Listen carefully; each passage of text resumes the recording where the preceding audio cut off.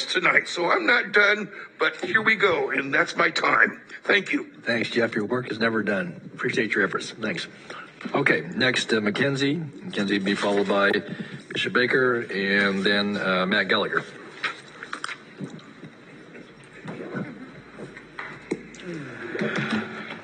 Good afternoon, board. My name is Mackenzie Wilson. My pronouns are they, them, and I'm an organizer with Decarcerate Sacramento.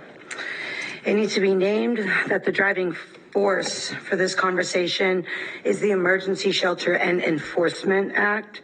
The act that literally, the city of Sacramento is it's how they're trying to circumvent Martin v. Boise.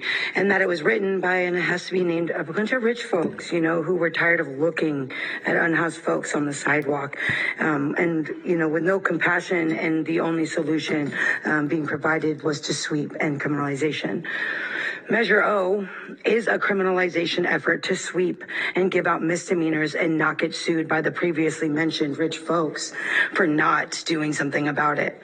That includes harm and force and only offers the idea of things like 10 by 10 tent shelters and does not even require any new housing or services to be built. I found out that y'all are even going to be able to not have to build 200 new ones this year. All you have to do is just not close the hotels that you were planning on closing already. And so, and 600, you named it, over the 300 is doing that, but it doesn't do much without the much needed affordable and publicly owned and socially owned housing. 600 over the next few years is sad, considering that it doesn't meet and mean as much, and knowing that we have thousands who are outside and more that are a paycheck away, tens of thousands.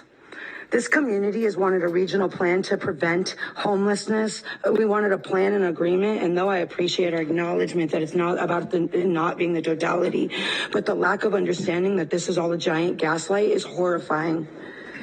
Nothing about Measure O or this agreement, let alone most of the decisions about this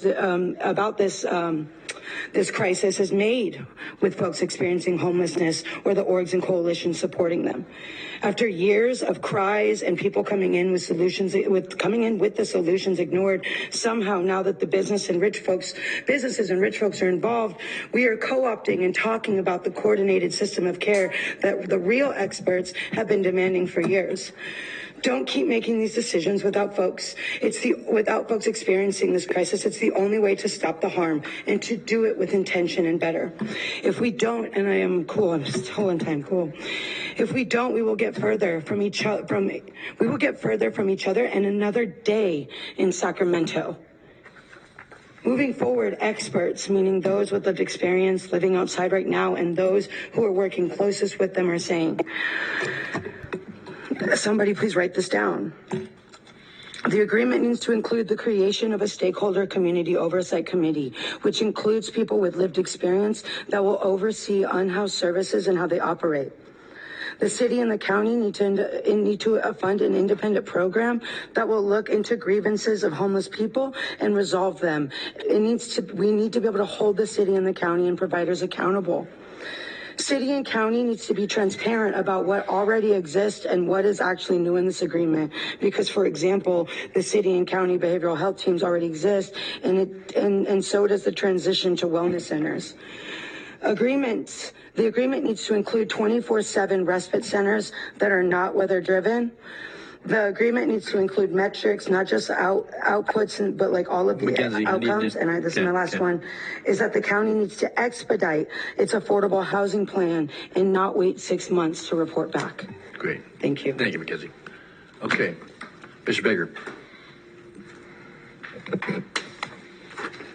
And then Matt Gallagher.